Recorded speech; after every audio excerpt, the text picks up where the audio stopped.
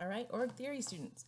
So I graded draft 2. I found some common pitfalls in it. Going to give you some help overcoming those. Going to give you an overview of draft 3 and make announcements regarding the coronavirus and how it's affecting the university.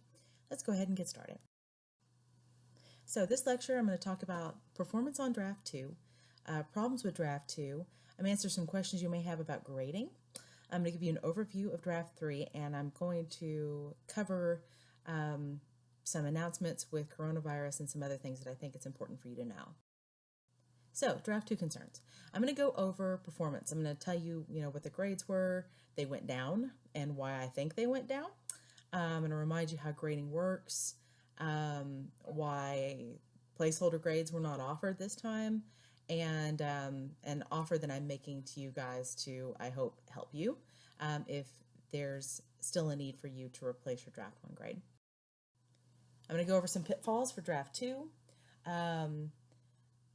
A lot of them were simply just not making changes. So I'm not going to repeat myself necessarily. I'm going to focus more on the new problems that have arisen. And if you're still having trouble with some older stuff, then those lectures are still available for you to look at and make those changes. I'm going to go over draft 3, which sections that you're doing, what those sections involve, the principles I expect you to apply into those new sections. I'm going to give you some tips for those new sections and give you the point values for how it's broken down. And I'm going to talk about the extended spring break, how TSU is not coming back from spring break until technically the 23rd, and what that means for online courses and expectations regarding that.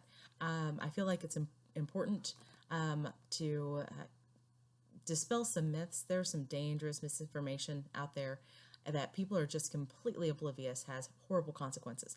My PhD, I did my concentration at the med school in public health and bioethics, and people are just absolutely oblivious to how reckless it is to pass along misinformation in a time of crisis.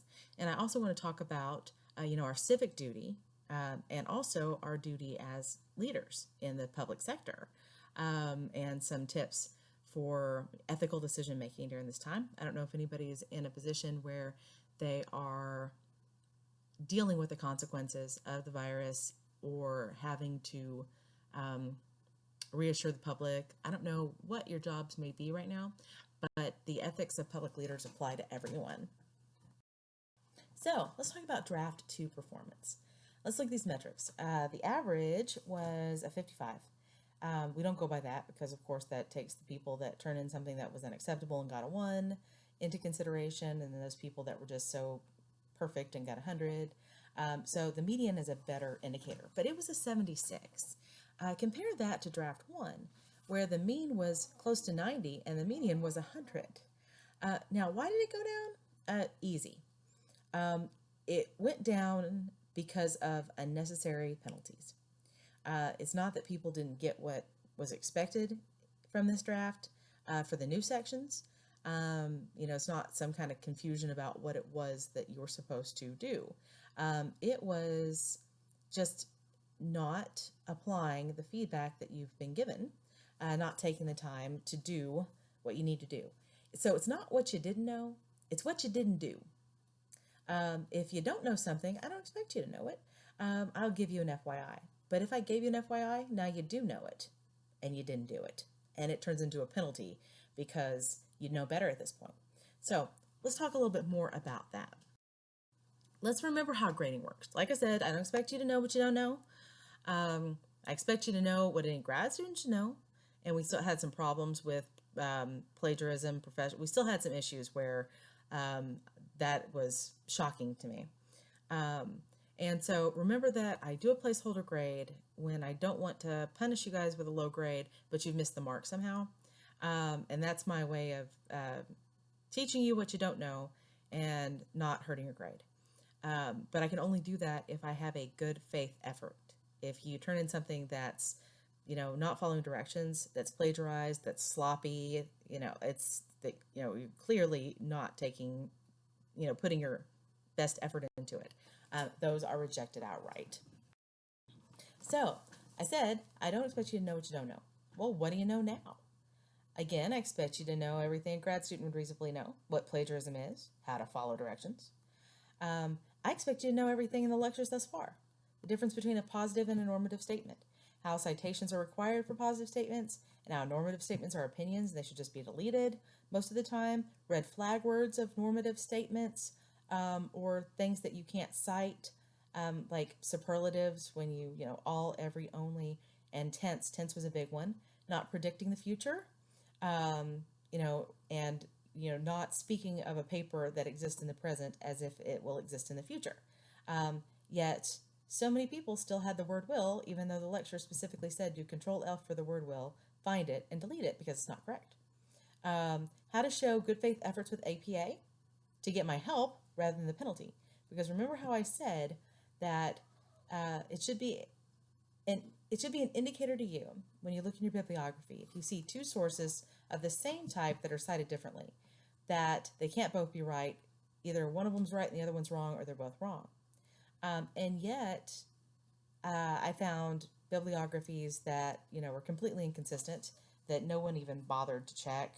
There were citations in text that were not in the bibliography. There were citations in the bibliography that were not in the text. If I'm seeing these things, that to me just looks like you are not taking the time to do a good job, not that you just don't understand how APA works. If everything is consistent and you're just wrong, for example, you use sentence case in the bibliography when it comes to article titles of journal articles. I will let you know that, and hey, boom, you can fix it. Now you know it. But if you're not putting any effort into it, I'm not your APA coach, so I'm just going to slap the penalty on you and move on. So you should know how to not get a letter grade penalty. I told you precisely how. You should know how to apply the feedback I give you, to look at these as principles and apply them to your edits for your previous work and to the new stuff that you're adding, and the need to grammar and spell check, and how I warned you guys how important that was. I expect you to know that. I also expect you to know everything I pointed out in your individual drafts. If I said something is missing or insufficient, like keywords are missing, or instead of keywords, you just had a keyword, that might not have been something that I covered in the lecture because it just applied to your draft. But, if I told you this is wrong, you need to fix it. And most of it was not fixed. Formatting issues. For example, not having the subheads the way that they should be, making your own subheads that are not correct. If I give you an FYI about APA, like, check your manual for numbers, which numbers are spelled out and which numbers are the number alphanumeric. When you're talking about decades, the 50s, the 80s, does that have an apostrophe or does it not? Is the percent sign spelled out? What is it? If I have given you an FYI about that stuff, and it's not fixed, or it's only fixed where I pointed it out and not fixed elsewhere, you did not learn that. You're supposed to apply what you learn to the entire draft. So I expect you to know these things because it told you. If you didn't read it, that's on you. If you don't know it because you didn't read it, that's your failure not to read it. If you don't know this stuff because you didn't go to the lectures or you didn't read your feedback, nothing I can do about that. But I expect you to know it because the information has been provided for you. Here is why your low draft 2 grades will stand. Those of you that got a low grade or a grade lower than you'd like. I'm getting emails saying, hey, can I have another shot at this? The answer is no. Here's why. If there was something wrong that you just needed to be steered back in the right direction, I would give you a placeholder grade. Very few placeholder grades were given this time. Why? Well, because many of the draft 1 placeholders were topic related. I was just afraid that your topic might not work for future drafts. Also, draft 1 let you know what's required for the paper to be graded. If you submitted a paper that couldn't be graded because didn't use the template or it didn't have a bibliography, whatever it was, now, right? So there's no need of a placeholder for those reasons. If you don't apply that knowledge, that's not grounds for a placeholder now. Typically, to get a placeholder now, I have to see that we have a good faith effort and you just somehow miss the mark. And I don't want to unjustly hurt your average, but I can't, if it's not there, I can't give you points that are not there. So a placeholder will just be somehow you've done your best, but it's just not what it needs to be, because I want things to be fair and I want things to be just. Now, the low draft 2 grades are fair and just. So, there's no reason to change them. Why are they fair and just? Because points were willingly forfeited by plagiarism, lack of professionalism, not spell checking, not grammar checking, not following directions, but mostly by ignoring 3 different opportunities to avoid these FYIs becoming penalties. The first one is you didn't heed the instruction lecture before the draft that says, here's what this draft includes, here's how to do it, here are some tips. You didn't do that one. You did not apply the individualized feedback that I gave you on your draft. And you didn't take advantage of the tips from the follow-up lecture that I did to help people overcome the common pitfalls. That is 3 different opportunities that were given to fix these things. And they weren't taken. And that was a choice to leave that on the table. It's not a misunderstanding. It was just left on the table. And it would be unjust for students that took the time and effort and were compensated with points to give those points to those that didn't take the time and effort or give you more time. Like, oh yeah, I know I didn't do this the first time, but, can I have another shot? Well, no, because everyone else was doing it by the deadline and they got it in by the deadline. That's not right. And it would also be unjust to you if I misled you into thinking that negligence is rewarded in the field. Yeah, people can be gracious when you make mistakes, but when you flat out don't do something that you were told to do, don't read directions, just don't do it. That's not something that gets rewarded by, getting another chance or, not getting your pay docked. So, look at it this way. If you were in a job and it's been made clear to everybody that has this particular job, before you leave for the day, before you clock out, you absolutely have got to clean up your workstation. And, if you don't do that, there are costs to the company because, equipment gets ruined and we have to replace it. So we are going to dock your pay if you don't do your job because you're paid to do a job. And that job includes cleaning up before you leave your workstation. It would not be fair to give the same pay to people that didn't clean up their workstation before they left as those that did. And that's kind of the spot I'm in. So I don't want you to think that this is how it works. You don't get rewarded for doing what you're supposed to be doing. You get compensated for doing what you're supposed to be doing, but it's just the bare minimum of what you're supposed to be doing. The bare minimum is I expect you to do these things. And if you do these things, you get points. If you don't, you get them taken away. So it wouldn't be fair for, anyone to have a second chance or another shot at draft 2 when if it was something you didn't know, then you would have gotten an FYI, you would have gotten a placeholder. The low grades on this draft were totally a matter of choice. Not spell checking for one, not grammar checking, not applying any of the feedback. That was a choice. So here's what I can do. Now, I typically take the grades from draft 2 if you had a placeholder, and I take that 80 and I replace it with what it should be. And of course, if you had an APA penalty or something like that, those points are gone. So whatever it is minus the original penalties. A grade of a 1 on draft 1 would be fair. It would be fair and just if you got a low grade on draft 2, because you didn't take advantage of the second chance by applying the knowledge supplied in the lectures and the feedback. And, that was a grace given the first time. You didn't take advantage of it. There's no reason why it should necessarily be extended another time. But I will delay replacing the draft 1 placeholder grades. That would otherwise be a 1 because you didn't make sufficient necessary changes and show improvement. I will delay that until after draft 3. So draft 3 will be an added grace. So if you want to avoid a 1 for draft 1, here's what I expect to see. Every suggestion I make to you is acknowledged and attempted. Otherwise, that grade for draft 1 becomes a 1. Your grade for draft 2 is what it is. But if you don't want your grade for draft 1 to be a 1, this is your opportunity to change that. There's nothing unjust about mercy. Giving people a chance to redeem themselves. But it would be unjust if I gave you guys the impression that you can just expect to hand in something that you don't do your due diligence on and have another chance at that grade.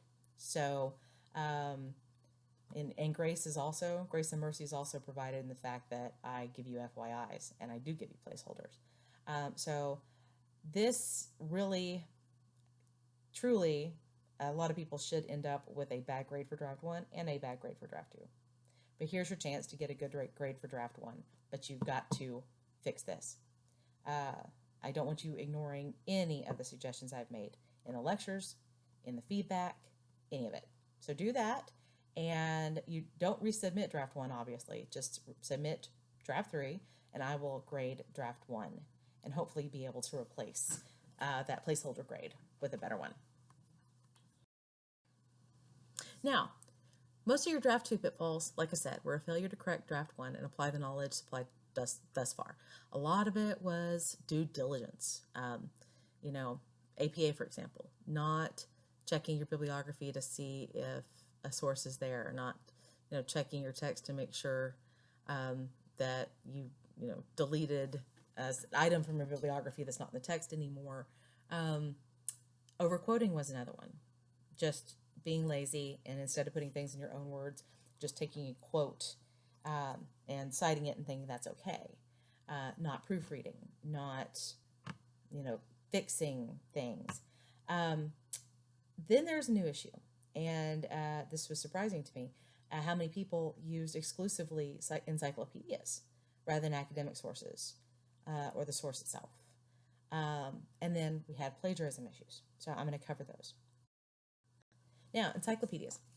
Encyclopedia usage rather than academic sources was an issue. A lot of you guys use credo reference and refer to the sources rather than going to the source itself. So that's not how this works. Okay, I know I suggested credo reference, and this is because I wanted you to have something that you could use that's easy to find a definition.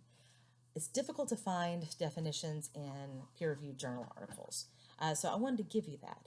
But that's really the extent of how useful an encyclopedia is. And you can't just go to an encyclopedia and, look up a theorist and, quote that as if you went to the theorist themselves. You need to actually review the literature yourself, not review another's literature review. That's plagiarism, and I'll get there. I think maybe the issue here was that encyclopedias were all you knew how to do, because, I suggested how to do it and showed you how to do that. And perhaps you don't want to log into the library to get behind the paywall. You can always try scholar.google.com. Now, a lot of things won't be accessible because they will be behind a paywall. Excuse me. But, it's a good place to start. So I've had people saying, well, I can't find any scholarly sources. Well, yeah, you can. You absolutely can. I never allowed anybody to continue with a topic where there was nothing on it. I wouldn't let you do that because you would be toiling in vain. Apparently, some people just don't know how to access it. So that's something you should have learned in your bachelor's degree. I can't go back and teach you your bachelor's degree. So I would suggest scholar.google.com is a good place to start. And also go to our librarian. She is Lisa Wan, incredibly helpful lady, knows a lot. And she's here to help as well. Now, plagiarism. This shocked me. Failure to reword something sufficiently, put it in your own words, is plagiarism. So basically, taking a sentence and then slapping in a synonym is not okay. Overquoting is plagiarism. A paper is not a patchwork of quotes. It is your own original work. And I'm not going to award credit for a paper that was written by a bunch of other people and all you did was cut and paste it together. Failure to cite is plagiarism. Citing a source as if you reviewed it yourself by rewording another's writing is plagiarism. So you can't, get a Cliff's Notes summary that someone did of a source and then cite that source as if you read it yourself. Really, they are your source, and that's not going to work. Attempting to get credit in one place for work credited elsewhere is plagiarism. You can use the same material, but you cannot submit a paper in another class for credit in this class. I can post a lecture on this that I did for a former class. If you want me to, just let me know. Request that on the course Q&A board, and I can find it. And it basically explains all that plagiarism is and how to avoid it. If you need that, let me know. If you have plagiarism in the future, I consider the fact that I went over it now and I also gave you additional resources to mean that you should have taken advantage of that. So there's not going to be any mercy when it comes to this, because this is academic fraud and it's unethical and it's not acceptable. So fix the plagiarism, and if you did have things that were too plagiarized, you were not given credit for it. Make sure that you fix this moving forward. I can't stress this too strongly.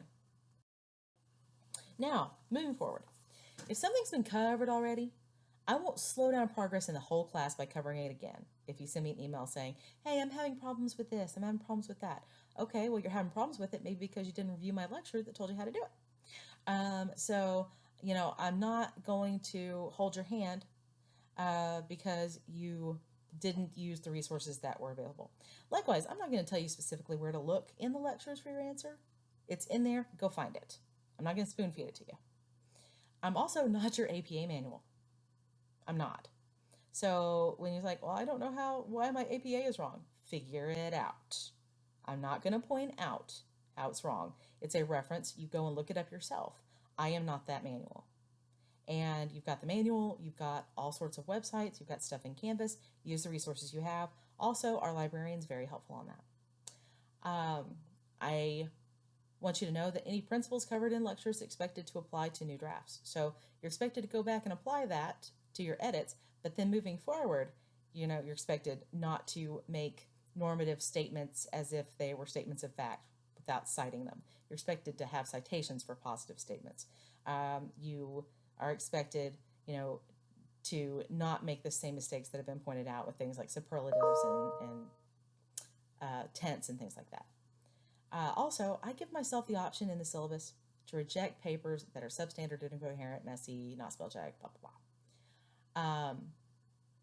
I can do that rather than just assess the 10-point penalty. I give myself the right to do it. I don't want to do it because just saying no and giving it back to you, I lose the opportunity to give you some helpful feedback that I hope is useful to you. But if it's not worth your time to spell check and basically proofread and show a modicum of professionalism, it's not worth my time to grade. It's kind of an insult when you consider it. Like, I just threw this together and here you go. I need to get the point across that unacceptable is unacceptable. And if people are like, okay, I'm fine with getting, a grade that, has 10 points off, as long as I get enough credit, I'm fine. No, it's not okay to do that. So if we have professionalism issues persisting, I may exercise that option to just say no, just reject it outright. And likewise, if APA penalties persist, if you continue not to fix that, that will turn into a professionalism penalty for sure. You can count on that. So make sure you apply these things. When I give you a warning, please take advantage of it, because I don't want to have to make good on what I say I will do if these changes are not made. But we have standards precisely because they are standards. The letters MPA following your name means something.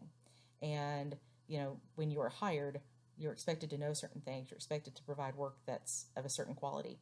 I cannot let you get those letters without showing that you meet that standard. Now let's talk about Draft 3. Draft 3 is through Section 5 and includes two new sections, the Seminal Studies section and the Empirical Research section. Now, Seminal Studies. What is a seminal study? A seminal study is the first big publication about a model theory framework that established it as worthwhile, that established it as valid and, useful and valuable. So if you've given a theory, you need to, provide the first study or the main work that came out that validated that theory. And oftentimes the theorist is also the researcher that does that. They just write a book. They say, I have a theory about this. Here's my research that shows that my theory is valid. So that's what I'm looking for in seminal studies. You should have, around 3 in here. Give me the work that really established these theories as worthwhile for researchers to continue doing work on. That's this section. Empirical research. This is research that examines data and tests a hypothesis. Empirical is your 5 senses. Things you can count, see, taste, whatever. You need to give me 3. I say top 3 most cited, but it doesn't necessarily have to be the most. It has to be, big stuff, that, have, not something that's, not gotten a lot of traction. So, the things that pop up first, typically on Google Scholar. I need for those 3, I need what the hypothesis was, how it was tested, and the outcome. So I need 3 studies, and each of those has 3 things. And what does the sum of all this tell us? Give me the takeaway. Don't just drop all this information in there. Say, okay, so what? What value do these studies have? And by the way, if they are of limited value, you have chosen the wrong studies to highlight. Make sure your empirical research is relevant. It's amazing to me how people just throw, do a search, put something in there that's not exactly relevant to your theory. It has to test the theories that you mentioned in your theoretical perspective section. Yeah, some tips for section 4. Seminal studies cannot come before the theories that introduce them. So if you have cited theoretical perspectives, Maslow's hierarchy of needs came out in 1943. A seminal study for that could not have come out in like 1942. They either come out the same time or follow very closely. If it's new, it's likely not seminal. And like I said, seminal studies can often be the same citation. Some theorists just validate their own theories. So if it's new, it's likely not seminal. If it hasn't gotten a lot of citations of its own, it's likely not seminal. So make sure that it actually qualifies as a seminal study. It's a big one. It's one that is cited a lot. Like the seminal study for public service motivation is the Perry and Wise article in 1990. You will see that article in the hundreds upon hundreds of articles that have been written about public service motivation since that time. Tips for section 4. Empirical studies are not think pieces about philosophy. They use data to test a hypothesis, and they must test your theories. And the points that are lost here are almost always due to, not being relevant. The studies you present are not based on not connected to the theories, or it's incomplete. You only have 2 studies, not 3. Or, for one of them you have 3 things, for another 2 of them you only have 2 things. You need to have 3 studies and all 3 things required for each of it: the hypothesis, how it was tested, and results. Like APA, points are forfeited for not following directions, and they're not redeemable later. So if you submit a paper and, I can only give you a third of the points for that section because you only gave me 1 study and the 3 things in that study, I am not going to do a placeholder grade so you can go back and get that extra stuff. You just didn't do what you were supposed to do. So even if you get a placeholder grade, you're not going to get those points back. So make sure that you follow directions and include everything that is required. So here's how the point values work. Your intros were 10 points, your background 10 points. Notice how the point values are going down the more chances that you have to get this right. And then your section 3 is 20 points. The new stuff is 35 points each. Note that FYIs that took off 2 points because I'd mentioned them in draft 1 and now it's draft 2. They can quickly eat up all the point values in prior sections.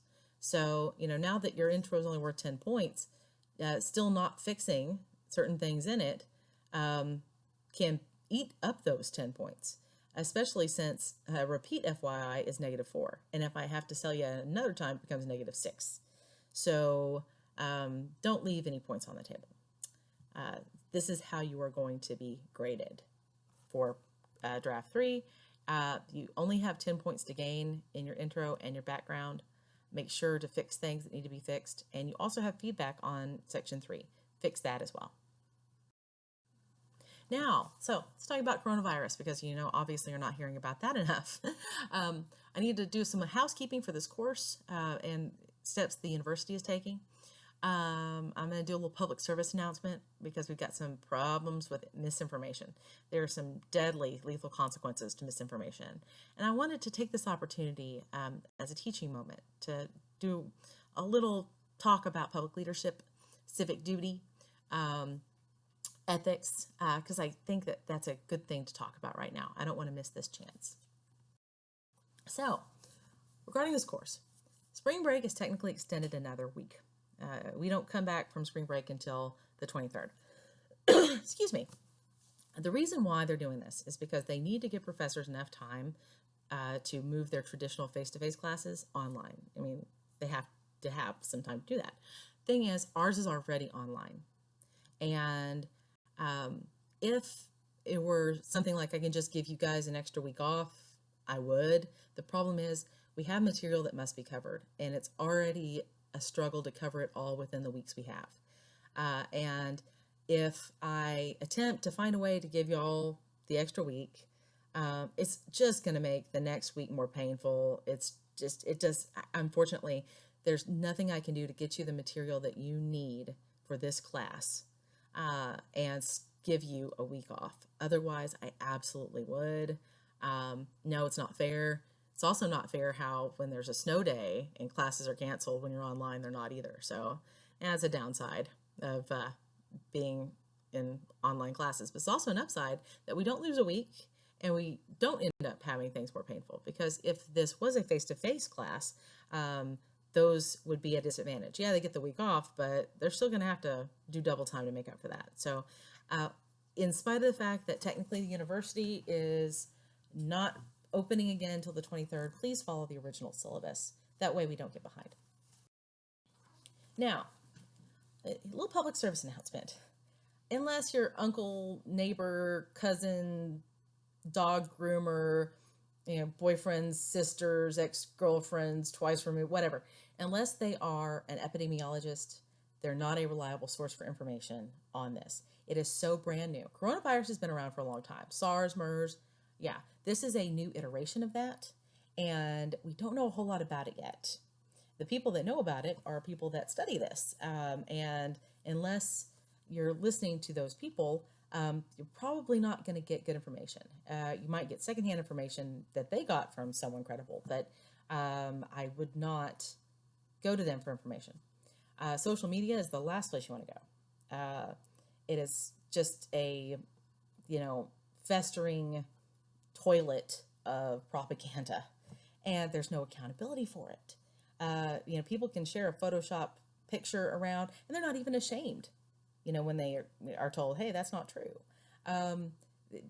There's no skin in the game. When it comes to experts not only, have they earned the right to be listened to because they know what they're talking about, they are not going to throw away that confidence, because if you are wrong about anything, then it brings into question everything that you've ever said.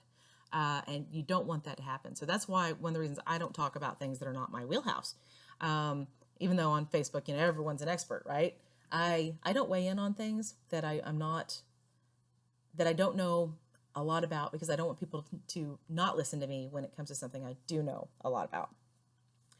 So I don't have an opinion on everything. I only have opinion on things where I know that I am sufficiently informed. And, my accountability is I'm not going to throw away my credibility that I took years to earn by being wrong. Likewise, you shouldn't either. There's two schools of thought going on here. Some claim the virus is no big deal. Most people recover. Others are, acting all apocalyptic. The truth is in the middle, actually, and it's accessible. It's on the World Health Organization websites. It's on the CDC website. These are reliable sources. So I would go there. I'm actually writing an article on this right now, and because there's not a lot of peer-reviewed research out there about this yet. They are the best sources I have for my article. Now, let's talk a little bit about civic responsibility. Like I said, on social media, everyone is a self-avowed expert. And, everyone is, a constitutional scholar during the impeachment trial. Everyone is a climate scientist when Greta Thunberg was doing her UN testimony on climate change. Now, everyone's a self-avowed expert, yet they're not. That's the thing. They're really, really not. But it doesn't really matter that much. It's annoying to me. Yes, it's incredibly annoying to me. But it's inconsequential. Bob Jones from Anytown, USA, what he has to say is not going to change policy on climate change at all. What he has to say about, constitutional law is not going to give him a vote in the Senate. So it's a waste of time. One of the reasons why I don't engage on social media on things I'm not familiar with is because I don't want to waste my time. It's just a waste of time. It's inconsequential. It doesn't change anything. It doesn't even change minds. The only person that life changes is somebody that's mad that someone else is wrong on the internet and wastes their time, in the com boxes. So people are used to just saying whatever they want with no accountability. And it's typically not that big a deal. But when it comes to public health crises, what you say matters. It matters when you say it in person. It matters when you say it online. And the reason why is because I did my concentration on public health and bioethics at the UNT Health Science Center Med School with the real doctors, air quotes, real doctors. And I learned a lot about public health because I was in Masters of Public Health classes.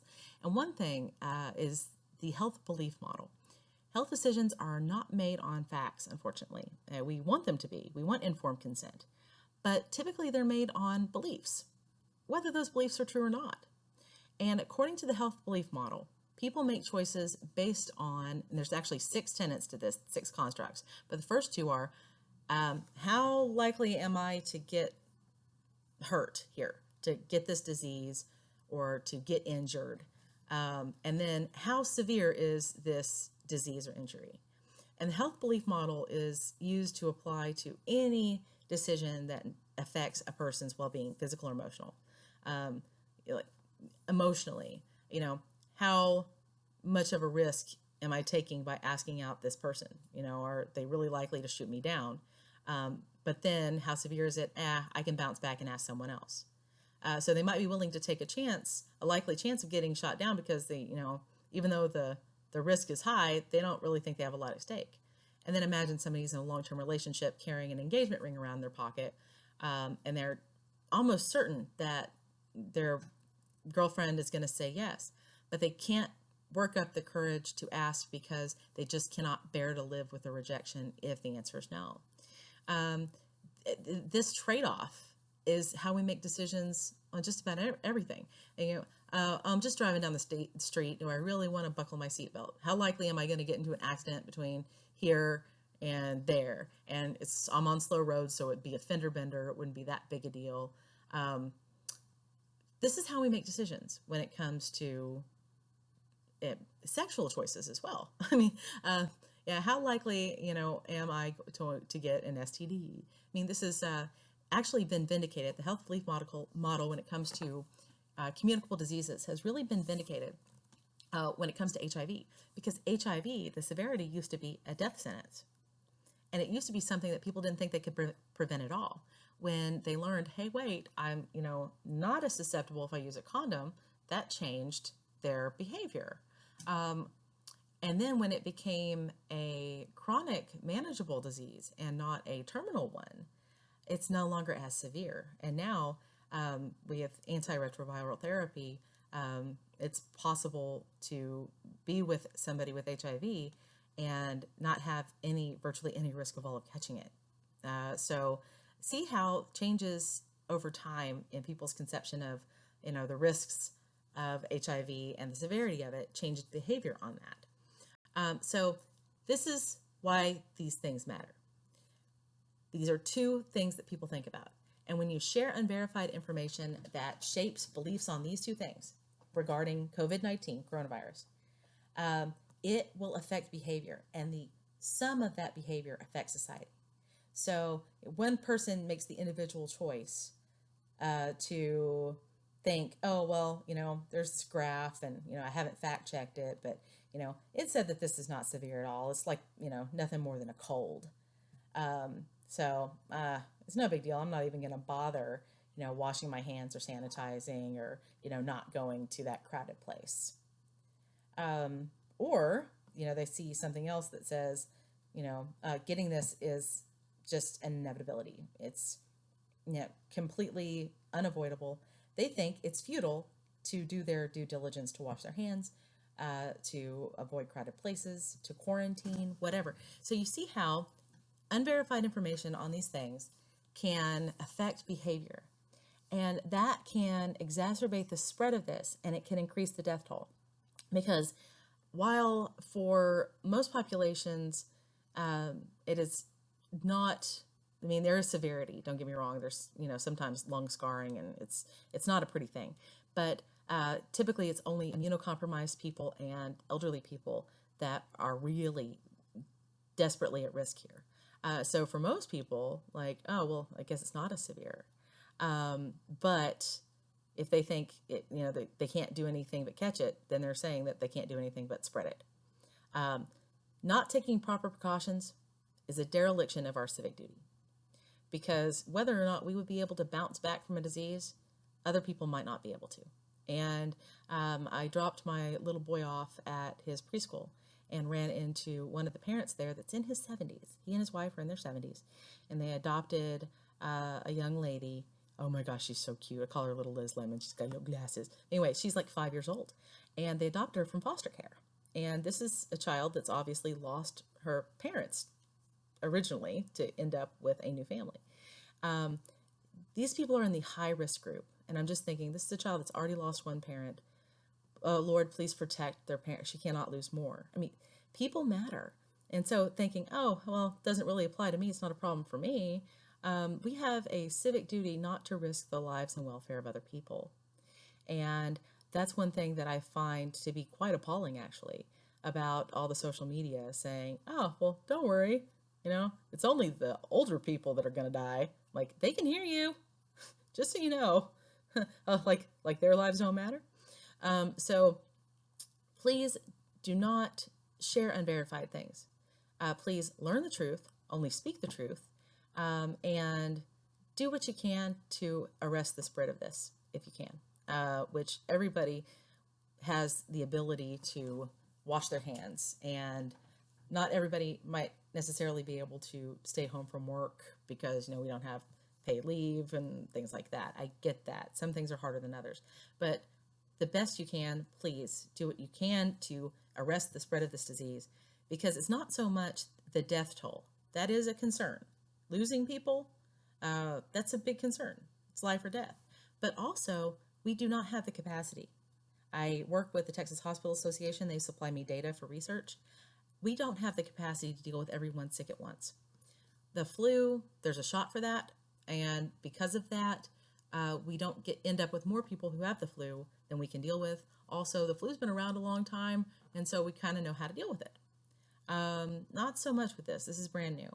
And we cannot have our hospitals overrun with more people than we can take care of. So it's up to us to do our best here. So civic responsibility is incredibly important when we're dealing with things of this nature. But likewise, you are in an MPA program. You're getting an advanced degree in public administration. So you're a leader. In fact, our motto is all communities deserve good leadership, or great leadership, actually. We have our duties as citizens, but public leaders have more so of a duty during public health crises to lead by example. And so it starts with our civic duty, not making the problem of misinformation worse, not spreading it, not doing what we're supposed to be doing when it comes to social distancing. But beyond this, we are also mandated to make things better. It's not enough that, hey, we're doing our part not to make things worse. We need to make things better. So we're not adding to the misinformation. Great. Would you like a cookie? Good for you. But beyond that, you should be sharing the truth, no matter how hard it is or what the consequences may be. And that's kind of difficult because, the truth is that the severity of it for children is very, very low. And because, my son can go to school and, if he catches it, it's not the end of the world. But then there's that little girl's father who's in his 70s. What if he spreads it to her and she gives him a kiss, right? So the truth is, I want to put people at ease by saying, hey, typically diseases are more damaging to young children. This one's not, but I don't want them to think, I can just, then I don't have to worry about my kid and I can send him to school. And I had to self-quarantine with him, actually. That's why it took me so long to grade your papers, is because I did not want to risk him having something like that. So when the symptoms passed and I gave him, allergy medicine and that cleared it up, I'm like, okay, we can do this now. But sharing the truth that makes other parents feel better, that, your kids are not at a high risk for this, and sharing the truth to young people that, hey, you're not really at a high risk for this. What they do with that truth might be bad. They might use that as an excuse to say, oh, well, I'm going to be okay, so I'm just not going to care about potentially catching it and spreading it. We still have to share the truth, and because this is an ethical issue, and I'm going to talk about that in the next slide. There is a skill to instill public trust and not incite a panic. Yeah, so you want to give people information that they need, but you don't want to add to hoarding that leads to shortages, that leads to price gouging. You don't want to create problems that don't yet exist because people are fearful.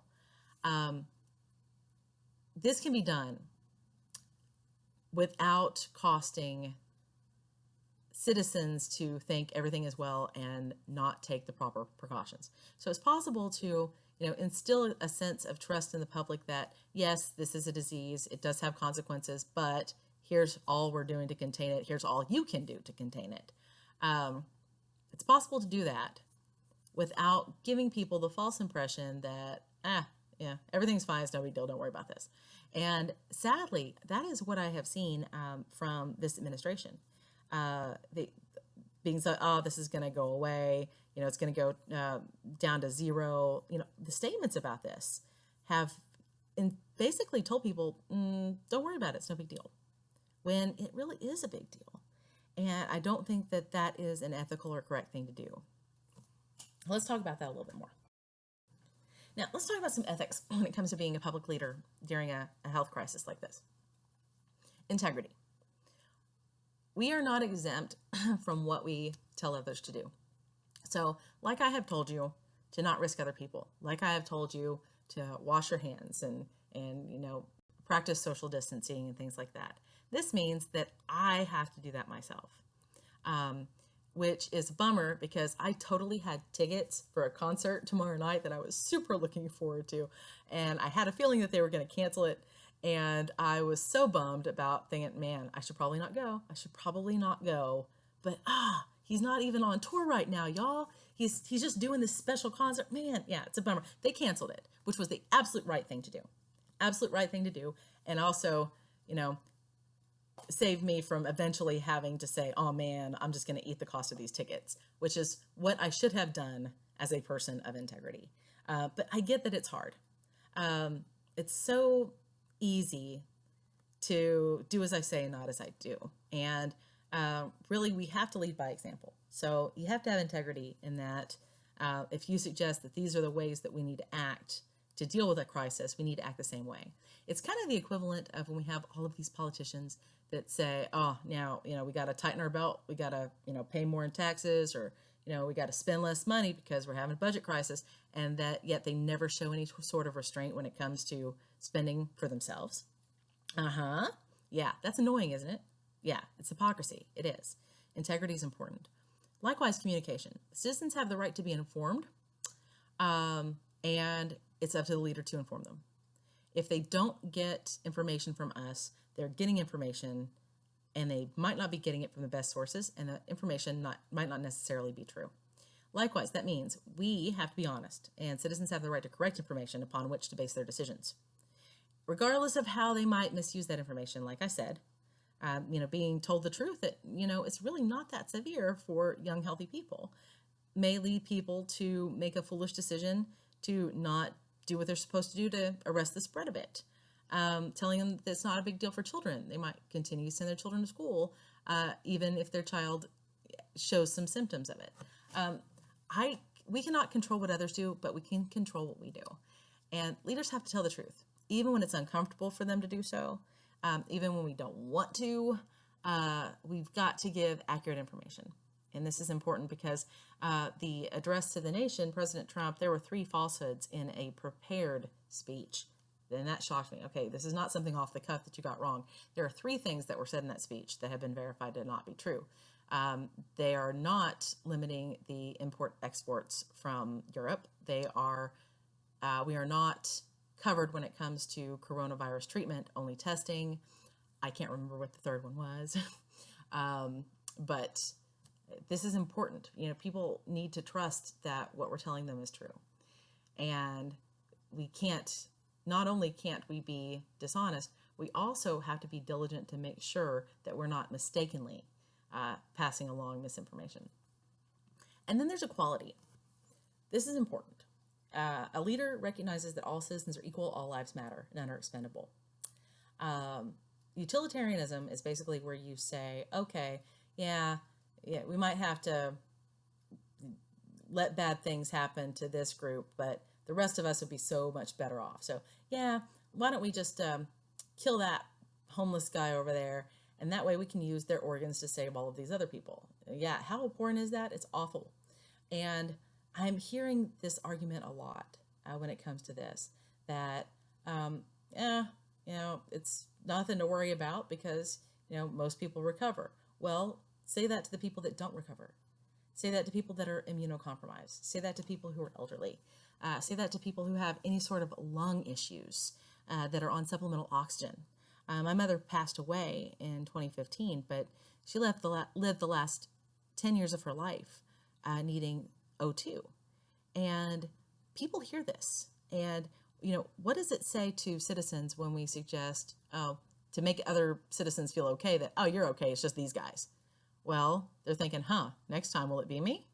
And also, they should have every right to be disturbed by that. So we need to remember the virtue of equality. Every demographic is important. And then finally, accountability. Owning up to the consequences of our decisions and making good faith attempts to remedy mistakes. There is a cruise ship that the president does not want to let people disembark because he does not want the numbers of our case count to go up. And he says, quote, because it's not my fault. People first, people matter first, not, saving yourself from blame that doesn't belong to you necessarily. But a lot of things that are happening here are consequences of budget cuts and gutting our global health response that President Trump is responsible for. So it would be important if there was owning up to that, but also the willingness to be accountable and take responsibility for taking care of people, even if it might put them in an unflattering light. So these are just a few things that came to mind that we need to keep in mind when we're dealing with a public health crisis like this, and what is expected of us as public leaders. So if you have any questions, please use the course Q&A board. It is there for questions. If you email me a question that belongs on the course Q&A board, I am going to not answer it and tell you to put that sucker on the course Q&A board. So, because that's where it goes. So let's save a step and skip the middleman, which is me, and just put it straight on that course Q&A board. I'll get an email telling me it's there, and I'll be able to answer it, and everyone can see the answer. So I hope you guys have a great spring break. Please stay safe. Stop freaking buying up all the toilet paper. Other people need that. And just take care of yourself because I care about you, and I want this crisis to pass as quickly as possible. And I think the only way to do that is if the individual choices we make as people add up to societal good choices. Individually, if we all don't do what we're supposed to do, certainly this thing is going to spread. So Make sure to do your part. Alrighty, have a great week, y'all.